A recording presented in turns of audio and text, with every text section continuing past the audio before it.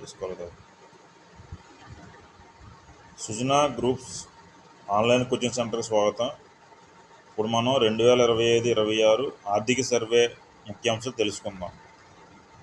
మొదటిది 2026-27లో జీడిపి వృద్ధి రేటు 6.8 నుంచి 7.2% ఉంటుంది.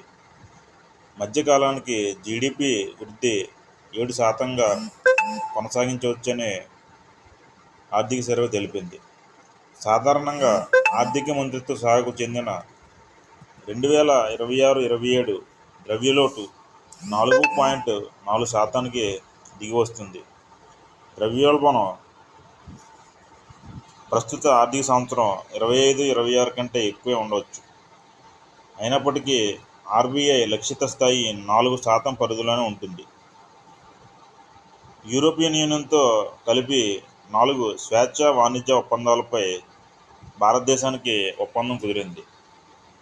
అమెరికా టారిఫ్లలో రూపాయి విలువ 5% పతనం అయింది.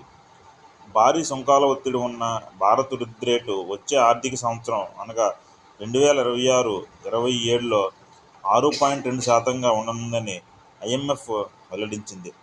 2026 ఏప్రిల్ 1 నుండి అమల్లోకి రానున్న కొత్త ఆదాయ పన్ను చట్టంతో మరింత సరళత్వంతో పాటు ఉన్న పన్ను చెల్లింపు దారునికి నిర్మాణాత్మక స్పష్టత రానుంది. జీడిపిలో ద్రవ్యలోటును 4.4%కి తగ్గించే సరైన లక్ష్యం దిశగానే ప్రభుత్వం సాగుతుంది. రాష్ట్రాల రెవెన్యూ లోటు పెరుగుతున్నా అవి జీడిపిలో 2.4% మూలధన వ్యయాన్ని కొనసాగించేలా కేంద్ర ప్రభుత్వం సహకరిస్తుంది. సూక్ష్మ, మధ్య, చిన్న తరహా పరిశ్రమలకు సంబంధించి 8.1 లక్షల కోట్ల రూపాయలు చెల్లింపుల్లో జాప్యం ఈ రంగం వృద్ధికి అవరోధంగా మారింది.